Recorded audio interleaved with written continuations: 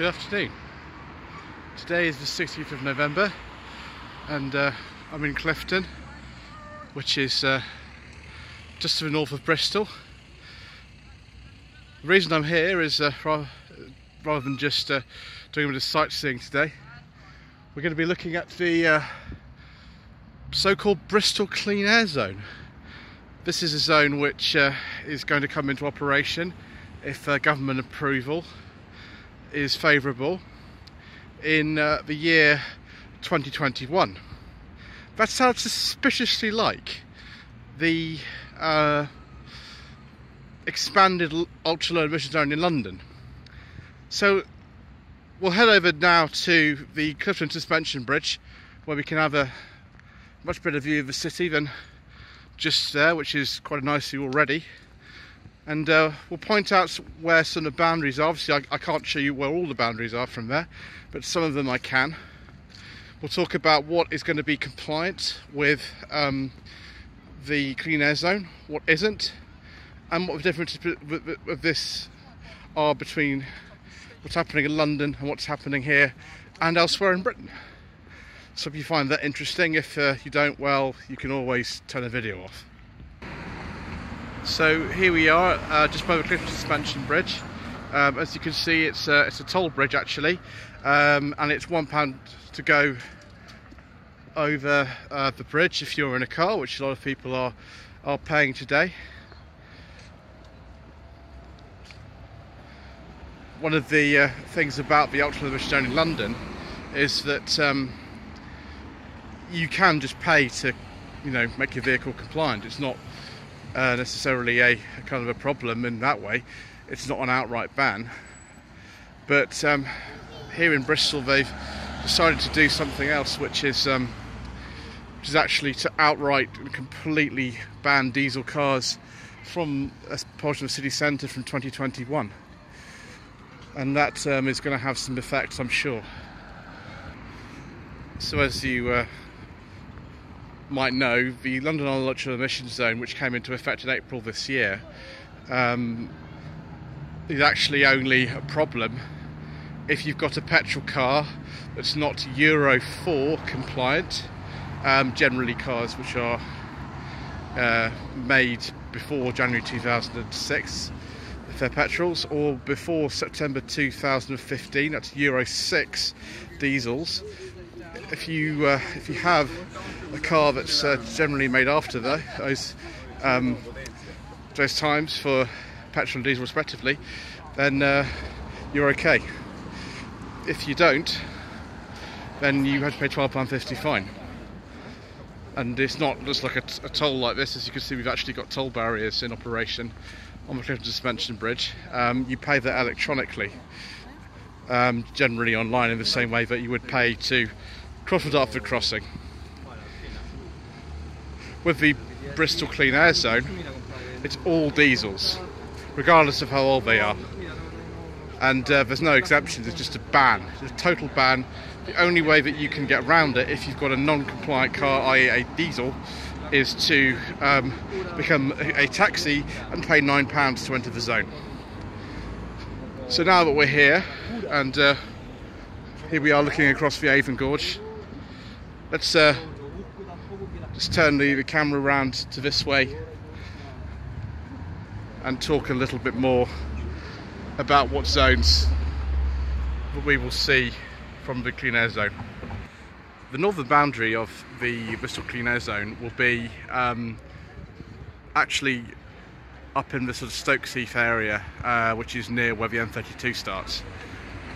There was a consultation taken a while ago with two different zones proposed, and the one they've chosen actually is the smaller of the two zones. The western boundary, which is literally just down here in a distance, that is the bridge that goes over to Hotwells, and I came over that earlier on today and it was appalling. Bristol really does seem to have a problem with parking and traffic. There's a lot of traffic in Bristol, and having been here last year as well, I can attest to the fact that it's not just on Saturday when people are coming to look at the delights of the Clifton Suspension Bridge. So the Western Harbour area, which is just down there near Hot Wells, would be the western boundary. The southern boundary would be kind of in that direction, which is where Southville is, and then over there, the eastern boundary, that would be very near Templemead Station. So just to reiterate, if you've got a diesel car, you can't go in those boundaries between the hours of 7 and 3 every day. It's not just like the congestion charge zone in London, which is 7 to 6 Monday to Friday. It's 7 to 3 every single day. So if we walk back into Clifton now, we'll do a little bit of car spotting, and we'll see which cars potentially are compliant with this new legislation, which ones are not. Oh, this is a Honda Tucson. That I think is a diesel. I couldn't hear it properly. That wouldn't be, even if it's brand new. Here's a Passat. Is that an R-Line? A lot of the time you can't, actually hear from the engine of modern cars because they've got all these sort of EU noise regulations and things. So we'll go and find some cars parked up with some badges, and we'll just see generally what the people of Bristol have parked on the side of the road in Clifton. As you can see here, they've tried their best to prevent people from parking too close to the bridge.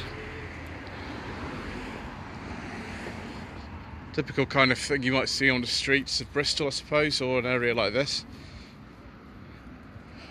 That is a regular Velar. That is a diesel. It's 1 year old, but that is not compliant with the proposed clean air zone. This Porsche, on the other hand, which is much older, it's 2005, this Cayman is a petrol, and therefore that's compliant. These two Golfs here, both Golf Rs, those are okay. It's 1 Series here. That's okay. It's a 140i, 207, one of my favourite cars. Not sure. Ooh, 4.2 Jaguar. That's going to be okay. Bright yellow Volkswagen up. Can't be a diesel one of those, so I suppose that's okay. So from the evidence we've seen so far, a lot of people, without even knowing it, are going to be okay. It's Audi A3 here. Oh no, it's a diesel, it's TDI. Nope, going to get rid of that. What about this 2009 Saab 9.3 Cabriolet? Oh no, that's a diesel too. Oh dear. Well, it's quite nice. I'd drive that, but I can't drive that anymore in the Bristol clean air zone, so that's a shame. The cost of implementing the Bristol clean air zone is due to be something in the region of £114 million. And of course, if you have a taxi like this gentleman on the left appears to, that's most definitely a diesel, then you can pay your £9 a day to go in and pick people up. But if you're a private motorist, like most of us are, then well, you just can't go in. You just get fined. So there we go. It's one way to deal with the pollutant gases that obviously need to be reduced. We can't continue to keep chucking those out and damaging the environment. But on the other hand, London has dealt with it in a different way from Bristol, and what the best way to do it is, I don't know. Had enough controversy about the ultra low emission zone as it is, let alone actually just have an outright diesel ban. So this van here, so it's diesel, that wouldn't be compliant even though it's brand new.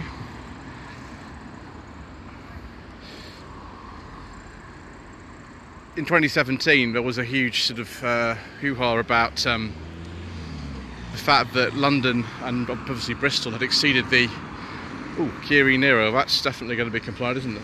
Sorry, Niro, it's Santa Niro, not the e-Niro.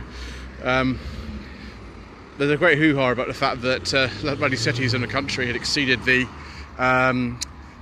legal limits of the European Union for air quality limits, for nitrogen dioxide in particular. And let's just cross over that, going run over. That's obviously a good plan. One of the ways to get rid of this is to deal with road traffic. If you go down to that bridge I showed you earlier, where I think it's the A370 crosses over the river, the design of the road is very confusing.